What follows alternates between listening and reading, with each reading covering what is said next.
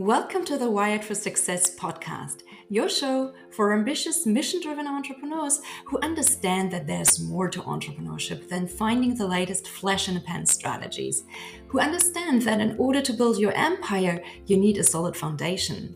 I wholeheartedly believe that entrepreneurship is the biggest self-development journey you can be on, and it's my mission to help you make that journey easier. In this show, I bring together the very best from science, self-development, and entrepreneurship to set you up for sustainable success. Hi, I'm Claudia Garbutt, the scientist and mindset coach behind this show, and you're listening to the Wired for Success podcast. Hey everyone, and welcome back to a brand new episode of the Wired for Success podcast, where we talk about all things science, self-development, and entrepreneurship that get you to that next level of success in your life and business. It's time for another interview episode today, and my wonderful guests today are Lisa Staff and Deevo Tindall. Deevo's a thought leader, photographer, videographer, blogger, serial entrepreneur, ex-college athlete, former corporate executive, a single father of two promising young ladies, and now an emerging strategy consultant and paid speaker who is fast making his way as an expert in creating digital architecture to help small businesses and entrepreneurs brand and market. And together with Lisa, he founded Sprout Connectors in 2018, which is a full-service creative agency with focus on social media management and content storytelling. So welcome, Deevo and Lisa, and thank you so much for being on my show today. Absolutely glad to be here, especially with this multi-hyphenated man beside me. Exactly. Oof. We didn't give a bio. There's no bio in there for you. I think that's okay. I'm a woman. It's fine. I think it's because I don't need as much affirmation. It's okay. I couldn't find anything on you, so I just had to go with that. But we'll get to that. Okay. So, Deevo, it sounds like you're doing a million different things. Can you tell us a little bit about your entrepreneurial journey and how you ended up doing what you're doing now? Yeah, thank you for having us. I appreciate it. So I started off like every other seemingly Western male, going to college without much direction or insights on my life. Went to college and took a job with an organization right out of college that offered me a really big paycheck. And I thought that was what I was supposed to do, you know, the American dream, if you will, go to college, get a job, marry, have some kids, buy a house, retire with your pension and live happily ever after. And I never had any conversations with anybody, including my parents, about, you know, more purposeful, meaningful aspects of life. And so I took this job and I did it, and I don't regret any of it because it's helped me manage my own business as an entrepreneur. But I took a job right out of college, and I did that for roughly 10 years and sort of set my hobbies aside. And my hobbies at that time were creative stuff, painting and artwork and photography and video and that sort of stuff. And so I put that on the side and just focused on my corporate job. But it was a few years into it when I realized that I was just being stifled and I wasn't happy. And so I broke back out my camera and other things and started doing that as sort of a moonlight hobby on the side, which led me to eventually leave my corporate job and launch a couple of companies, which we can go into if you're interested, but leads me to where I am today, which is running Fusion Photography, and then Sprout with this scallywag next to me. So. Interesting story. I think that's something that happens a lot, that people just follow a journey. They think that's already laid out for them, and they don't really think about what they do until they figure out that they're really unhappy doing what they're doing. And some people change and some people don't, and they just stay in this situation that they're not happy with. So what about you, Lisa? What's your background and what's your role in the agency now? Well, I didn't do the American dream. I did the Canadian dream, which is sort of similar, but my story is totally different from his. I had been modeling when I was younger. I ended up getting married really, really young. Helped support my husband in his business at that time, which was a photography business. So for the last couple of decades, was working within this photography business, co-working with it, doing all the things as well. And then the sad part of my story is my marriage ended and I had to rebrand my story of what I wanted to do, was able to connect with some great people and started at my photography business, which is doing fantastically. Both of us own separate businesses. And then we met and started coming up with some great business ideas. People kept asking us to do certain things, and can you give us some direction, or can you teach a class on this, or can you do a workshop on this, or a speaking engagement? And from that, we decided to start our business because, there was a need for it. So we co-founded Sprout Connectors, and from there we've had some really great success. That's awesome. Now, what's your vision for your agency? Where do you want to take that business, say, in the next 2 to 5 years? Do you want to go with that? We've been really strategic as to what we really enjoy doing, what we feel our forte is, building our team to help support us and making sure that we really connect with our clients. We made the mistake when we first started our business of connecting with a client that wasn't in sync with what we wanted to do. And at that time, we were so excited about having a new client and it's going to bring X amount of income into our business. And this is great. We're really going to be rocking and rolling. But we've kind of put into that because we spend so much time with our clients that we need to have that alignment and a quality of life that comes with it as well.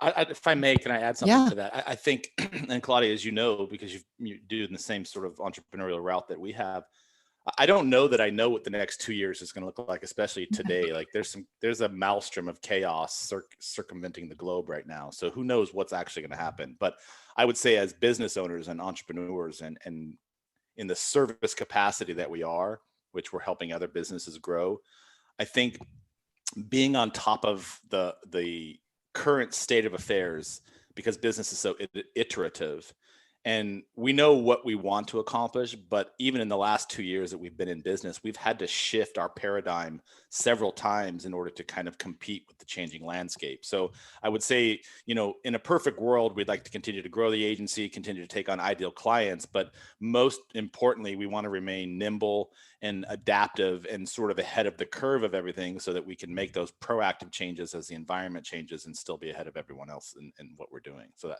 I know that sounds sort of cliche, but that's kind of where we are at this point. Yeah, I think and there's nothing wrong with changing and moving and pivoting and doing all of those things, adopting. We've learned and we've grown and we've gained success through doing that too. And that's really important. I mean, it's really about staying adaptive, flexible, and problem solving as you go, right? Because you can't foresee everything. You can't predict what's going to happen. So you always have to have this open mindset and be able and willing to change. So I think that's a really good starting point.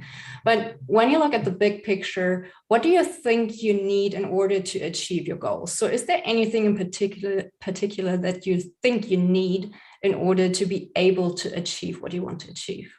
I think for me, and I think I speak for us as an organization, it's what Lisa said earlier. It's surrounding ourselves with a quality team, because one of the things that we've learned as entrepreneurs, solopreneurs, is early on in my business with Just Fusion, I sort of thought, because I'm relatively talented and I had business experience and I had gone to school for MBA and all these sort of stuff, my ego got in the way and be like, nobody's going to be able to do it as good as I can. I'm always just going to have my finger on the pulse. I'm the ultimate Swiss Army knife, if you will. But I didn't realize that by finding people who are really good at what they do and enabled me to focus on the things that I'm really good at. So one of the things that we're really focusing right now is building a productive team around us that are really good at specific silos of tasks, as opposed to trying to build multiple Swiss Army knives. We're finding people who are good at writing and putting them in a silo. We're putting people who are good at project management and putting them in silos. That way, Lisa and myself, who are distinctly different in different skill sets, can focus on the things we're good at and help us grow our brand and have people that help us do the things that they're good at. So that's one of the things. But we're not just asking for someone who's like an automaton and doing just that. The fact that they are energetic, that they're thought leaders and they're excited about what they're doing, their whole attitude, like having the right person in the right job makes all the difference. I agree. Yeah, it does. The energy of a person is important too. It's not just the skill set, the personality has to match too, right? Absolutely. So speaking about that, when you started your agency together, what were some of the biggest challenges you encountered? Have you always worked well as a team, or was that something that you had to figure out and negotiate?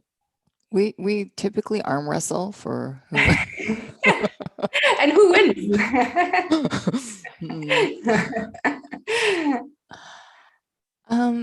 I don't think we've really come up to a lot of roadblocks. I think a lot of what we do, we have the same mindset, and we have different skills that we bring to the table. So we kind of fill in the blanks of where the other one may be lacking a bit more. But you can be more honest with that if you're like, oh, she's a lot to work with.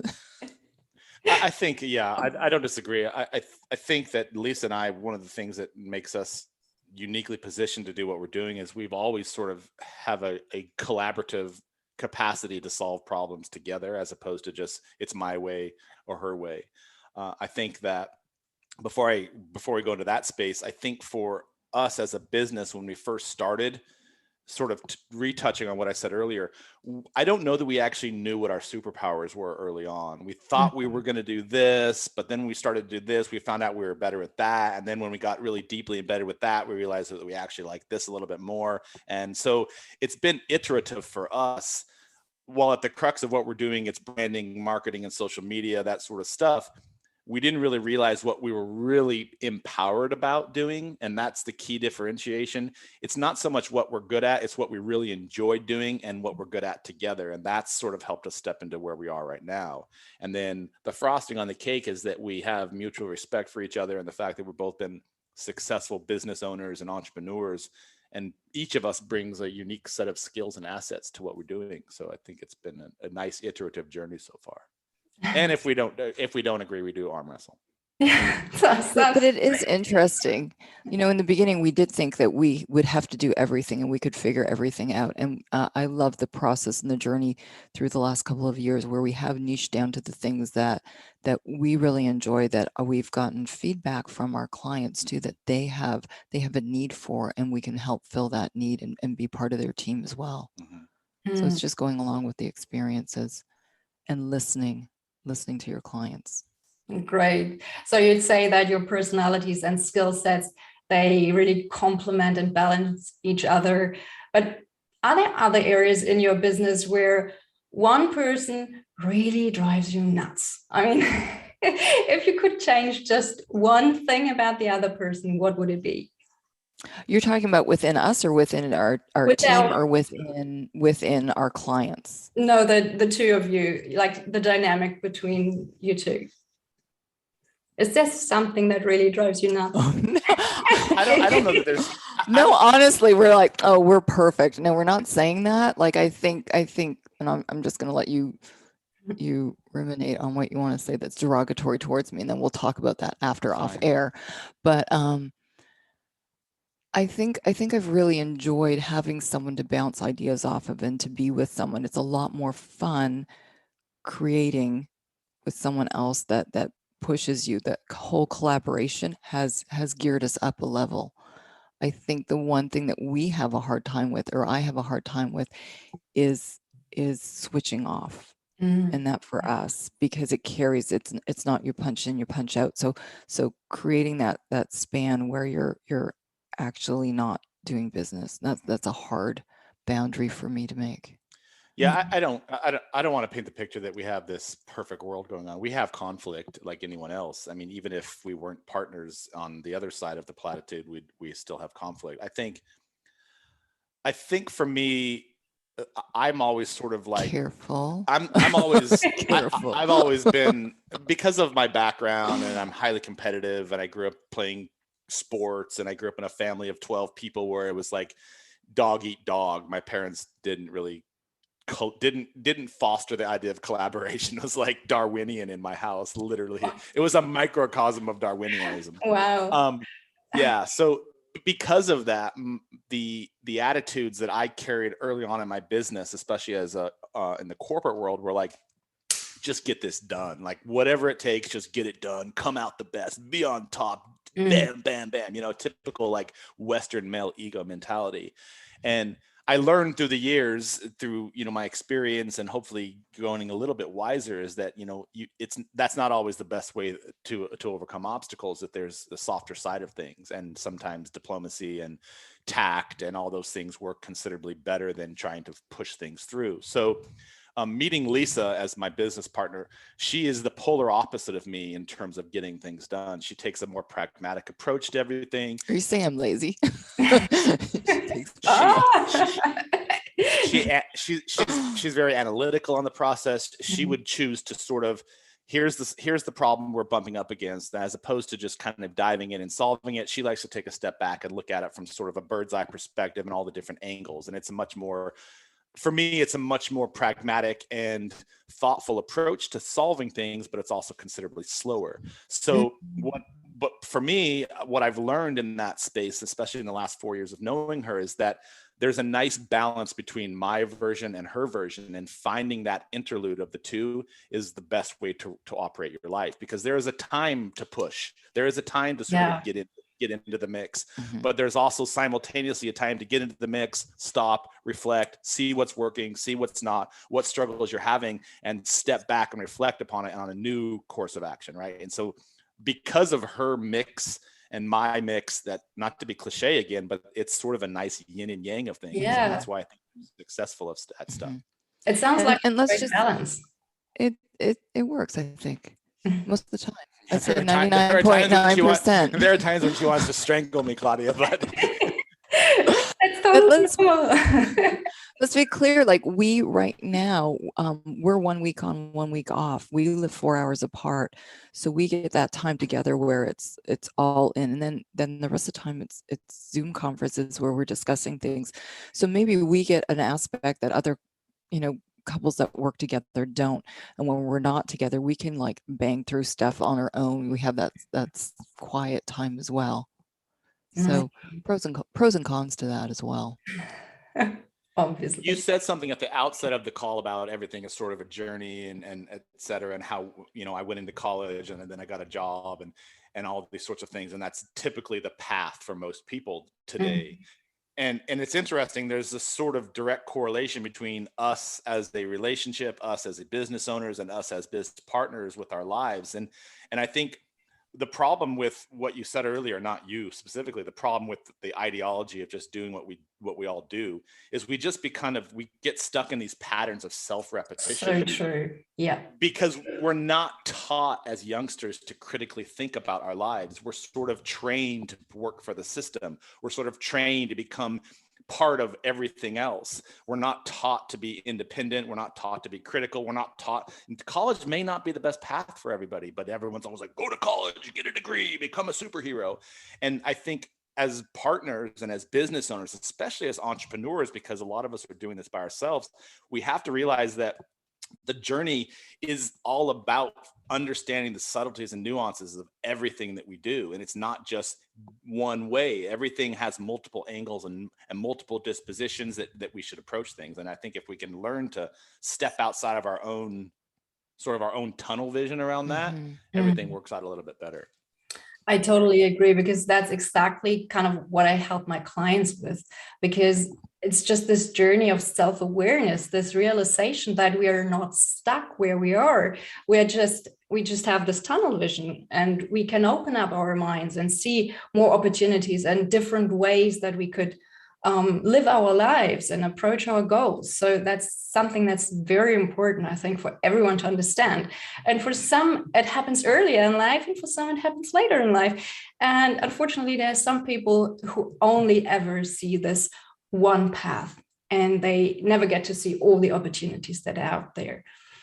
So something Lisa mentioned earlier, she said, or you said, for you, it's hard to switch off after your workday. So I'm wondering, what does a typical workday look like for you, and how do you achieve some sort of work-life balance? For myself personally, or for either of us? Oh, yeah, either of us, of you. Sorry. I don't know if we've actually really achieved that yet. We have whether we're together or we're not together, we try to start our day off with a very structured morning routine. So he's more sporty spice than me. He's going to hit the gym. I'm going to work out at home. We're going to do yoga together. We're going to do something that's mindful in the morning. So we kind of set that delineation. and start our day off right, because once it starts, it doesn't really stop and it gets hijacked. And maybe other people have better ways to not get hijacked, but you always get that one call or that one client or something. So we try to leave enough space to start our morning routine nice and early, and kind of finish our evening the same way too, so that we have that separation. We kind of break the cords of our business and then do our personal too. But you can get into more details on that if you want. Well, it's interesting that you said work-life balance. We just attended a seminar recently from one of our clients, and she did and I'll just give her a shout out because she's a powerhouse. Her name is Doreen Linneman, and she did this keynote speak session in Atlanta, Georgia, around the whole idea of work-life balance. And I'm very much in alignment with what she believes philosophically, but I never knew how to put it directly into words. And so I'll sort of paraphrase what I heard her say. I don't think there's any such thing as work-life balance, especially for an entrepreneur. And you know, I'm a single father. I have 2 teenage daughters. I live 4 hours away from her. I drive here most every other week. We've got clients all over the country that we manage and we're flying to and we're visiting. I also own another business, and I also have a bunch of other things that we're involved in investments and things like that. And so to say that there's such a thing as a work-life balance, like we're not 9 to 5s. There is not a start point and an end point to any given day. There's all sorts of subtleties and nuances and minutia and big picture things that are just flying in all over the place. And so for me, the work-life balance is it's a paradigm that doesn't exist and never will exist for anybody who's truly entrepreneurial and wants to be successful at that. I think if you could reshape that, in the words of Doreen, to sort of take pockets of time throughout your day and be able to prioritize those for what adds the most value in any given day, the balance sort of takes care of itself, because one day it might be a 6-to-4 ratio of work versus pleasure. Most of the time for me, it's like an 9-to-1 ratio of work to pleasure. But finding those pockets throughout your day, it starts with setting up a routine every single morning and every single night that allows you to establish on a high level, what are the main things that need to happen today? What are the main things that need to happen before I go to sleep tonight? And if you can accomplish those things, and they don't always have to be work related. For me, it's get to the gym. Maybe it's do yoga. Maybe make sure I have a home cooked meal tonight for my children and for Lisa, or whatever it might be. Make sure I accomplish this set of tasks for a client that really that it has to be delivered today. And again, it's not a balance, it's a prioritization. If we shift our mindset around, there's no such thing as balance, there's prioritization of key objectives that you need to accomplish, you'll find yourself that the balance, if you will, sort of takes care of itself. And I love how you said that, because when we prioritize too, it inevitably will come up that we have to say no to something. And what are you going to say no to? And I think my mindset has always been, somebody asks me to do something and I'm that yes woman, yes, I'll do it. Yes, I'll do it. And then you're grumbling after, or you're freaking out, or you're stressed out, or you're crying on the bathroom floor. Like, it's too much. So by prioritizing that way too, you are elevating yourself, aren't you, to take those things that are more substantial and more driven and going to point you in the direction that you need. And the fact that you're an entrepreneur, you need to love everything that you do, or you are going to get burnt out. Not everything, but the vast majority of what you're doing, and find that purpose in what you're doing, because it is going to take up a great deal of your time, and you're going to have a lot of conversations about it after 5 o'clock. And maybe it's a different mindset. Maybe we're different people. I don't know. Some people are, like you said, they're oblivious or content just enduring on that path, not changing, never investigating, and never, we're always saying, okay, what went wrong? What went right? What do we like? What do we need to change? And you're always kind of doing that investigative end of the day conclusion of what could be better. It's not for everyone. It's not for everyone. Maybe we don't like our minds to be settled all the time. Maybe we always want to be striving. So you've got to really make sure that you're loving what you're doing, or you're making those changes to love what you're doing. So true. And I agree about the balance thing. I don't think balance in this context really means spending an equal amount of time in one area of your life or equal amounts of time in one area and the other areas. It's more about, to me, it's more about finding something that prevents you from being in chronic stress. So it's in harmony inside your life. that prevents you from being in this chronic fight or flight state. Because as research suggests, we are spending up to 70% of our adult life actually in fight or flight mode. This is the constantly being stressed about everything, the feeling insecure, anxious, overwhelmed. All that is just our fight or flight response. So if we manage to live our lives in a way that allows us to break free from that survival mode and get more back into this rest and repair state, if you like, that's what work-life balance or this harmony for me is all about. Now, you're absolutely right on that. And if I may, just for a second, I had a small story. When I was in college, I was kind of at my senior year in college. I was at my last year of college, and my brother lived down in Florida, and he invited me to come down and spend the summer with him as before my last semester kind of took part. And so I flew down there, and I was in the gym working out with him. And I had made a sort of an observation when I'd seen him. He'd gained a lot of weight since I had last seen him. And I didn't say anything about it, but he made an offhanded comment to me while we were working out together. And he said, really cherish this time right now because you're really fit and, you're really active and you're doing all these things. And he's like, you'll never have that again. So really cherish this time. And I was like, what are you talking about? And he said, once you start working, you're never going to have time for yourself. You're never going to have time to work out. You're never going to have time to play soccer. You're never going to have time to go to the gym, all these sorts of things. And I remember him saying that. And as he said that, I'm looking at him and I'm just seeing like he'd gained 50, 60 pounds and was out of breath. And he didn't really seem very happy. And I remember noting to myself that comment that he made would sort of stick with me for my entire life. And I was always going to make downtime a high priority for myself. And to this day, whether it's yoga in the morning with Lisa, going to the gym by myself, I play on 2 men's soccer teams, I still make time for my personal health. I eat primarily a very healthy diet. And when I mean balance, it's I completely 100% agree with you. It's not like a 50-50 in anything. It's finding those small participles of your life that can add sanity and making sure that you're ritual and habitual about those so that they sort of become part of your daily routine.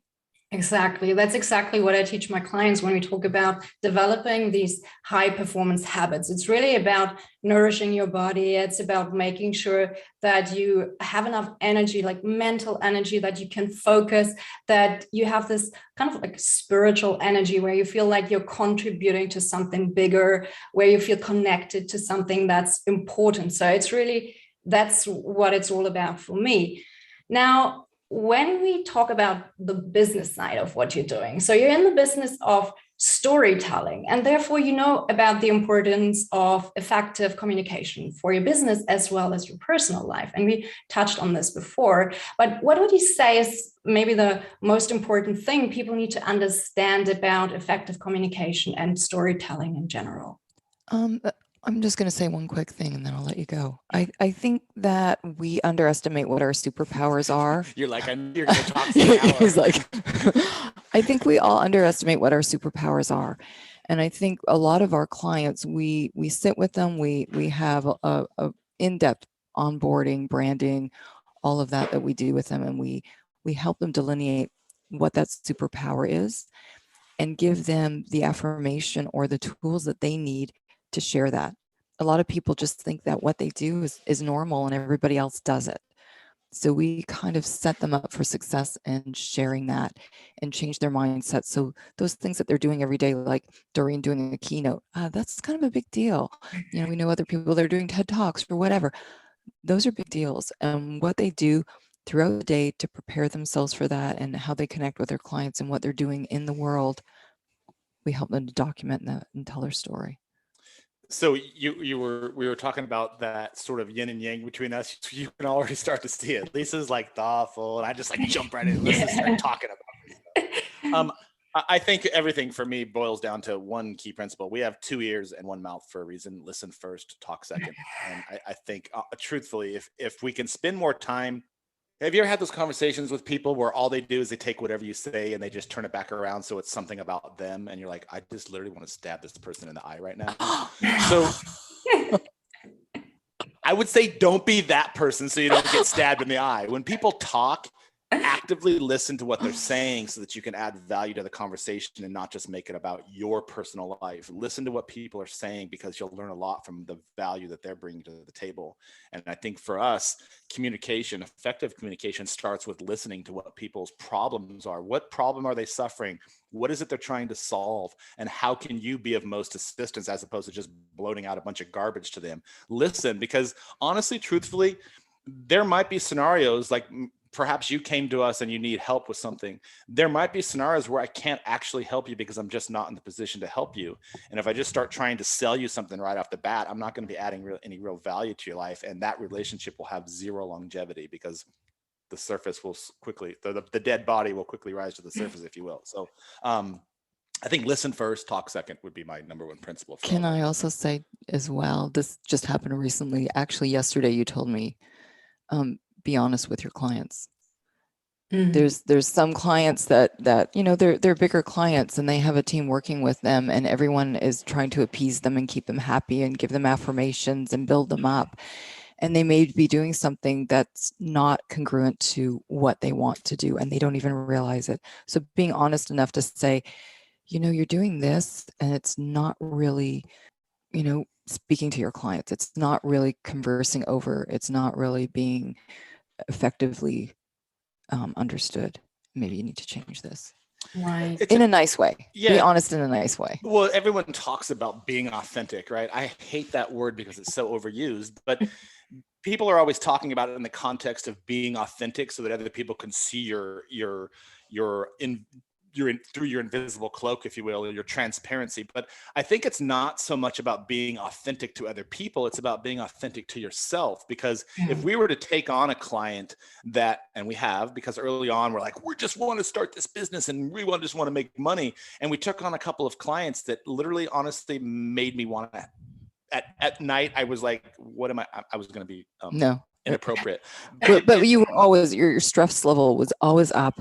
They were just, and it was just, I'm not going to. Yeah. And so it wasn't until we started realizing that, we actually do add real value and we do bring real value to our clients. And if we sort of be authentic to ourselves and understand what we're good at and where we can be of the greatest value to somebody, and being genuine and true about that and candid with our clients, and using Lisa's pragmatic and diplomatic approach, not mine, you'll add a lot more value to things.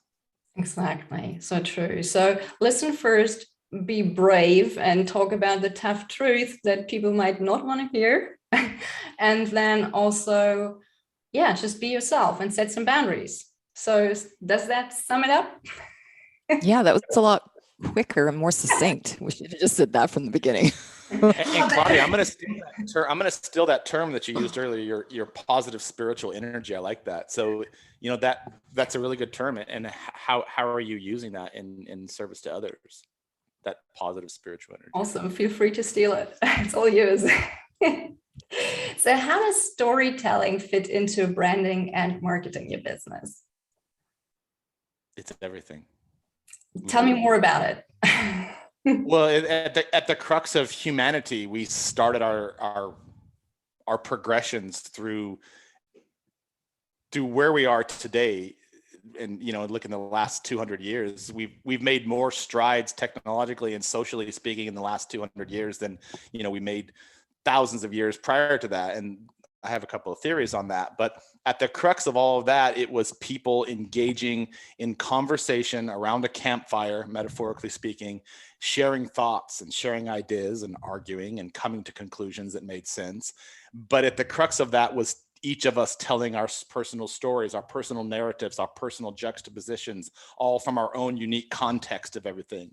And when you blend all of those contexts together and you're open about it and receiving other people's stories, you're adding more value from other people's superpowers together. And by that very fact alone, storytelling compounds innovation, because I'm taking your version of what you've done. I'm taking Lisa's version of what she's done. And I have my own context and my own story. And then I take all three of those and I'm able to provide a better value to somebody. And that just continues to manifest itself to just the compound effect, right? Does that make sense? And on a lighter level than that, because you go deep, I go light.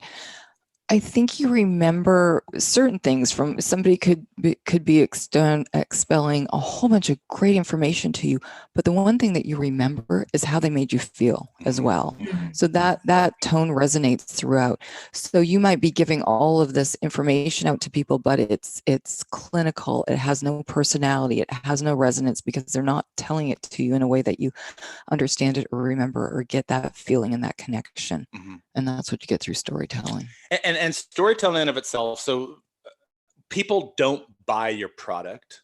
They buy the reason you sell your product. They want to understand what it is about Claudia's product that she imbues her entire ethos and essence into, and what part of Claudia is also a part of me. And when I see those things and I'm like, oh my God, Claudia did the exact same thing. I literally had that same struggle yesterday. It becomes more relatable and, as Lisa said, resonant. If you're just getting up there and buy from me, you know, like those, I don't know if you have them in Germany, but over here in America, we have these there's this used car salesman. They're always like screaming at you, come on down, come see this car, come see this car. And it's like, nobody wants to watch that bullshit. Today only 20% off. Yeah. And nobody wants to watch that bullshit. And in today's social media landscape, we have literally the most intelligent consumers you've ever had from a buying persona. I can see right through your veil of nonsense in a matter of seconds because I can scroll through 6,000 other people just like you doing the exact same thing, selling the exact same thing. And when I stop my scrolling, it isn't because you were necessarily better than me or I'm better than you. It's that you said something or you talked about something that resonated with me, that I saw a version of myself in you. And it's like, bam, I really like what Claudia had to say because that's her version is very similar to mine. And that's why people buy. They don't buy your product. I totally agree. I think the power of storytelling is often underrated. And it's also, when you think about it, we all grow up, when we grow up, what we hear as children are stories. Our brains are wired to think in stories. We watch TV series and we read books, and they are all stories. We hate open loops, right?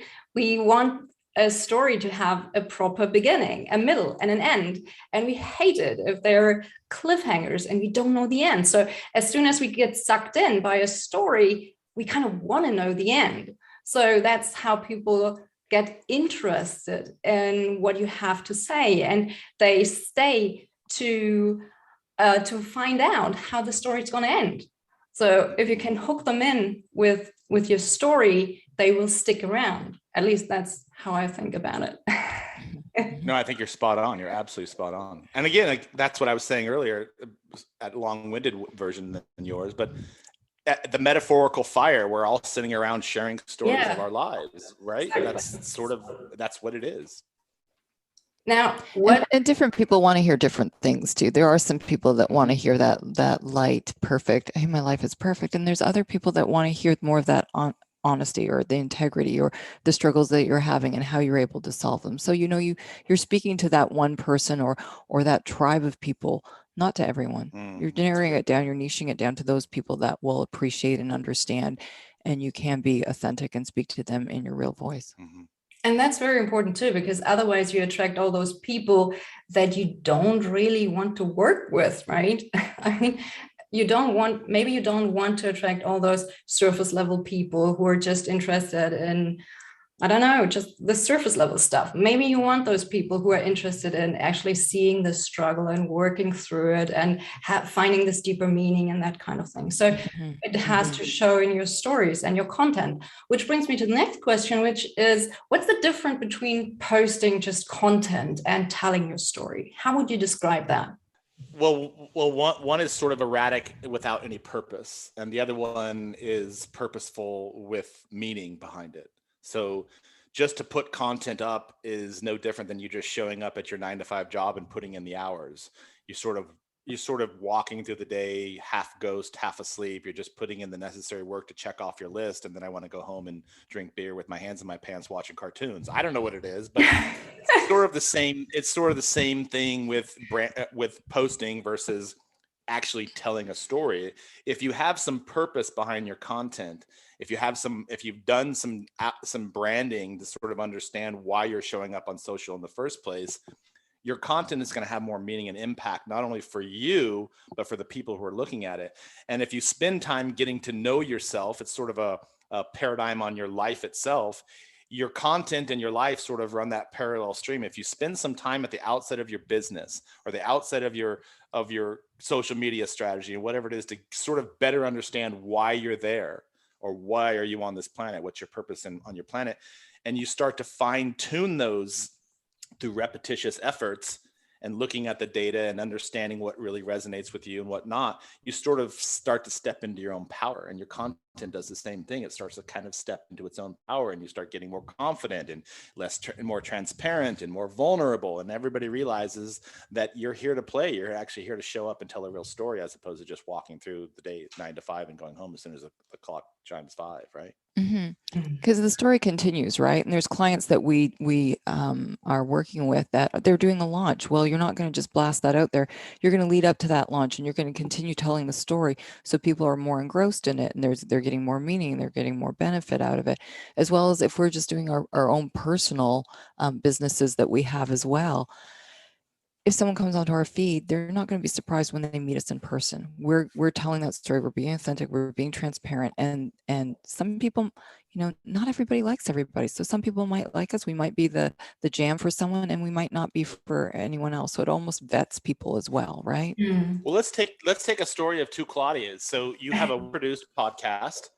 You've spent time understanding who your target audience is. You've spent time understanding who it is that you really want to speak to, right? You vet who you talk to. You have an onboarding process. You send out emails. You let everybody know what we're talking about, et cetera.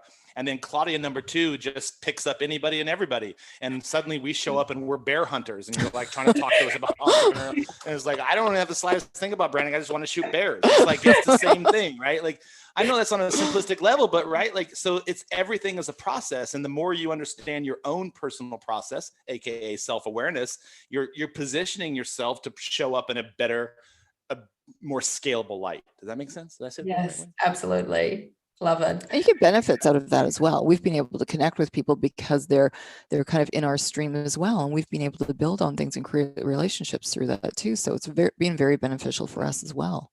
So your content strategy, to bring that home, is the same way. It's no different than your business. You don't just say, I wake up one morning and be like, I want to start a landscaping business, or I want to start a podcasting business, or I want to be a content branding company. You have to put some thought into it. Who is it that, what's your value proposition? What are you really, really good at? What are you really, really passionate about? And how can you add the most value? And once you figure those pillars out, that foundation of your being, you can start filling it in with different poles of content. I'm not a bear hunter. I'm a cow milker. Very visual. Love it. And how should your superpower shine through your content, if that makes sense? So how should we create content around our superpower? I don't think there's just one superpower too. When we speak with our clients, we're creating different pillars that there are superpowers are in. So we want to show that diversity in all the multifaceted things that they're able to do. So if we're talking about social media, it's stills, it's video, it's all the things that bring them to life. Yeah, it's different strokes for different folks. I think everybody has a different story and a different narrative. And I think it's your job to be introspective enough to understand what you're really good at. If you're not any good at doing something, you probably shouldn't get up there and act like you do. And you could copy and paste from other people and just, you could take that route for a while, but very quickly it's gonna shine through that you don't know what you're talking about. You're talking out of your ass, and pretty soon you're just gonna be bumping up against a formidable, insurmountable boulder that you'll never be able to get around. I would suggest that understanding who you are and what value do you add, and then once you've defined what those pillars of value that you're really, really good at, you can start filling them in with analogies or stories or pieces of content that sort of fall under each of those pillars. And don't be too big about it. Like, maybe you're only good at 2 things. That's okay. Talk about those 2 things. Maybe it doesn't always have to center around your business. People are tired of being bombarded with business nonsense. Tell me a little bit about your personal life. What is it that makes you get up in the morning? What are the things that you struggle with? What are the things that you really want to do? What are the things that really float your boat, Claudia? We want to hear about those things and then take those and position them in the context of telling us a story about them. And when you start sharing that content with other people, again, going back to what I said earlier, people start to see a part of themselves in you. And that's how you gain followers. That's how you build. I don't know if you're married or if you have a partner, but you and your partner just didn't get into bed the first night and have kids. Like, you spent some time courting them, you spent some time dating each other. You spent some time getting to know each other. And after a while, you're like, this guy's a piece of shit. I don't want to date you. I want to move on to the next person, right? So it's the same thing. As you build your audience and you build your business, you sort of have to poke and prod and feel each other out and start to find the things that connect with other people. And once you start to find those, you build upon them. And it has to be what you become comfortable with as well, because it's really hard just doing things that are not anything close to who you are, your personality. You'll get tired of it. You don't want to be that person that's out there, selling, hey, I'm working 3 hours a week and I'm making millions of dollars. That's really off-putting. Be that person that you are intrigued to be listening to as well. Yeah, but somebody might like that, right? I know, yeah. but that's not the person that I'm going to unfollow that person. I don't want to listen to that. Correct. Baloney. And that's what I meant. Everyone is unique. We all have our own unique list of metrics that we've chosen to live our life by. And so if you can find people that align with your metrics, those are the tribe. That's the tribe you want to build. You're not speaking to everybody. There's a lot of people who are probably turned off by my candor and unfiltered content. And I'm just like, I can't help myself. That's just sort of how I talk. I'm learning to be more diplomatic. But nonetheless, like, there are some people who are just like, this dude's a dick, I'm not going to follow him. But there are some people like, I really love Deevo. He's so refreshing. He adds value to me every single day. Like, that's your mom. That says that. My mom. That is true. I think there's at least one. Let's just be real. It's only your mom. There has to be one person who likes me. Okay, it's better than my mom. Okay, you're smart enough. You're gosh darn it, people like you. You have your heels on. I have no idea why. He literally has my shoes on his feet. Nice. They were sitting on. Sitting under my desk. My feet were cold, so I put them on. So you would say it's really about figuring out who you really are, and then finding those stories that tell other people what you're like. Tell them about what you're interested in, tell them about your struggles, just look at it from different angles and share those stories. Absolutely. Now, it's almost like starting a podcast too. You need to start it on something that you want to have more than 5 conversations about, right? So important. Now, if you don't mind me asking, what's your unique superpower? Myself personally, well, we've kind of coined that we call ourselves visual intuitives. I can walk in somewhere and visually see what can be done with certain people and make them feel comfortable doing it. Because everyone says if I'm shooting photography, everybody is like, I hate getting my picture taken. It's like, I've heard that before, but we're going to have fun. And we create a process where we connect with people and we really enjoy it. And we have a purpose to that, that content is going to become that asset that leads them forward. You do. You have several superpowers, but that is definitely one of yours. What's yours? My superpower. I'm good at swearing too sometimes. Just but not around people. Canadian. Aren't you polite? We're very polite around other people, but we is that right? So, Deevo, what's your superpower? I think my superpower is the ability to connect with people and pull out their best in them. I enjoy seeing people. I enjoy seeing people differently than they see themselves. A lot of people are, especially with today, everyone's very insecure about who they are, and not a lot of people want to step into their power because they're like, why would anybody want to listen to what I have to say? And so my job in the position that I have lived my life, especially in the last few years, is being able to connect with people in a very broad spectrum. And maybe that's because I have 11 brothers and sisters and I've been exposed to like 11 unique people for the majority of my first half of my life, right? And it's true, like every one of my siblings is completely different than the next. And so maybe there's something to explore with that. But nonetheless, being able to That's connect. the therapy session right there. Yeah. being able to connect with you, Claudia, and after several conversations, but right off the bat, I sort of have a unique and innate ability to understand people. very clearly, very quickly. And it enables me to meet people where they are and connect with them on that level. And because I'm sort of forthright and candid, I don't really mix any bullshit with you. And most of the time that works well with people. So I think a lot of people find that very refreshing, that I'm not going to bullshit you. I'm not going to lie to you. I'm going to tell you, like, this is where I see your most value. And I'd really like to pull that out. Like, if you're on the set with me shooting, you're not just going to sit there. Like, and I tell every client, you have a job. I can only do so much, but you have to be part of this session. And in order for you to be part of this session, you have to show up. And in kind of giving people that truth and that permission to be who they really are enables a better version of themselves to show up than might have had I not done that at the outset. I love that, because it's very close to, I think, what probably my superpower is. So when I think about what my superpower is, I would probably say something like, my superpower is helping people open up, because oftentimes I find that people I've never talked to before share things with me that they haven't told anyone else. And I guess it's kind of like I make them feel safe enough to just open up and be honest. And what that allows me to do is really to help them understand how they've been holding themselves back and how they can liberate this, I know you hate the word, but the authentic self to achieve their goals with more ease and fun and make an impact and build their legacy. So I think it's really about this connection, building this strong connection with people. That's brilliant. I love that. I actually did a hypnotherapy session yesterday with somebody. Awesome. If you want to bring somebody really interesting on your podcast, I'll pass her on to you. But she's a financial hypnotist, and she works on changing people's paradigms about themselves based upon childhood context of what, right?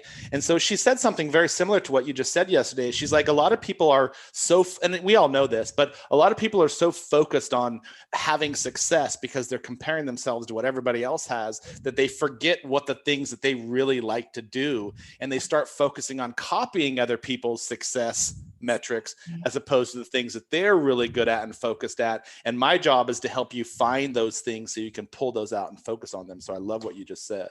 Yeah, exactly. And hypnotherapy is a very powerful tool. It's something that I use with my clients as well, because it really gets you to those deeper levels of your consciousness and figuring out what you really want. So I think that's a very powerful tool.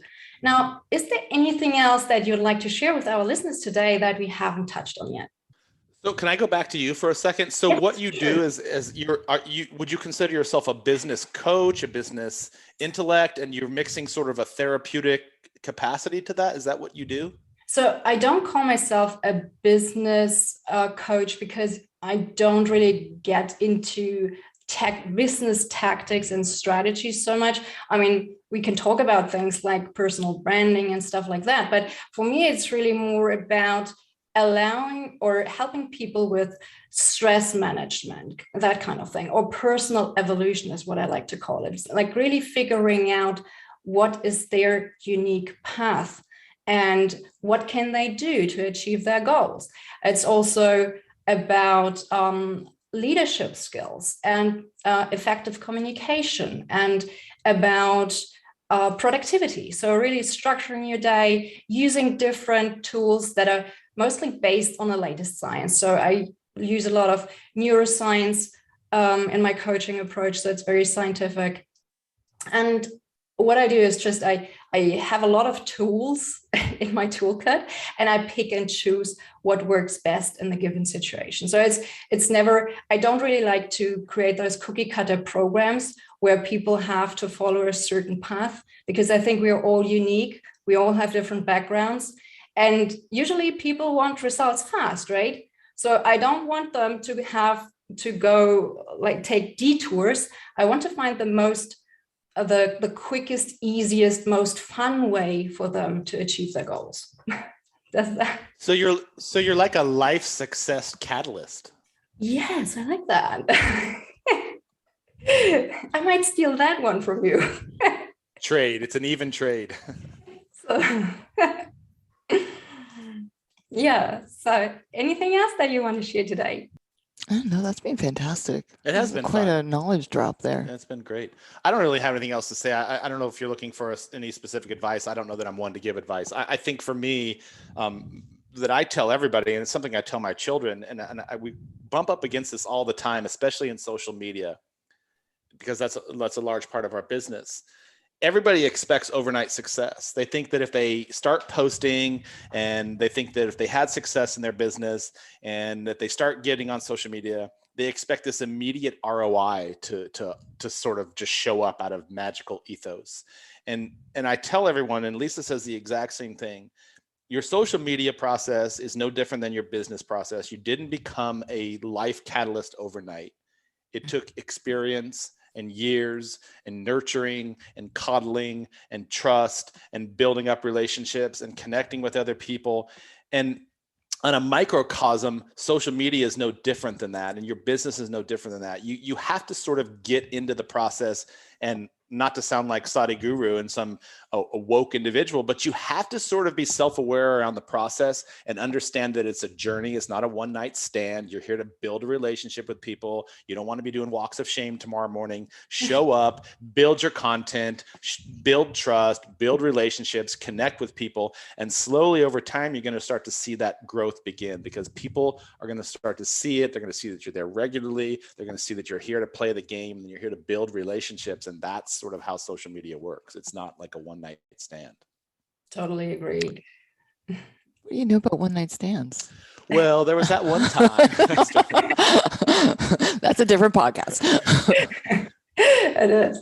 So last but not least, where can our listeners find you online if they want to learn more about you and your work? Our co-founded business is Sprout Connectors. So we're on Instagram and on the World Wide Web at sproutconnectors.com. My own personal business, Lisa Staff Photo on Instagram. I'm Fusion Photog on Instagram, Fusion Fusion Photog, short for photography. But the Sprout one works as well. Yeah. Fantastic. So and Claudia, where do we find you on Instagram? Sorry to interrupt. What's your Instagram handle? It's Wired for Success. Wired for Success. So fantastic. And thank you both so much for sharing your tips and insights and for making this such a fun conversation. Really enjoyed it. Thank you. Thank you. So take care and talk to you soon. Bye. Bye.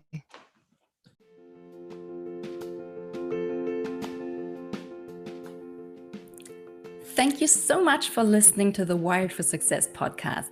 I hope you've enjoyed it. If you did, please take a sec to rate and review my show. It would mean the world to me because you'd help me reach more entrepreneurs like yourself who would love this show.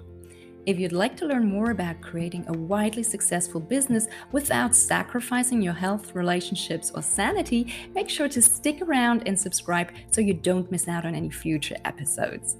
And why don't you help me spread the word and share this show with your friends? I'd really appreciate it, and I'm sure your friends will too. Want to continue this conversation, build real relationships, and join a community of like-minded entrepreneurs? Come join my free Facebook community for visionary entrepreneurs. I would love to see you there. In the meantime, if you haven't done so already, grab my free brain priming audio file for entrepreneurs and start priming your brain for success in less than 5 minutes each morning. Curious? You can learn more about how this works and download the audio file at www.wiredforsuccess.solutions. Until next time, bye.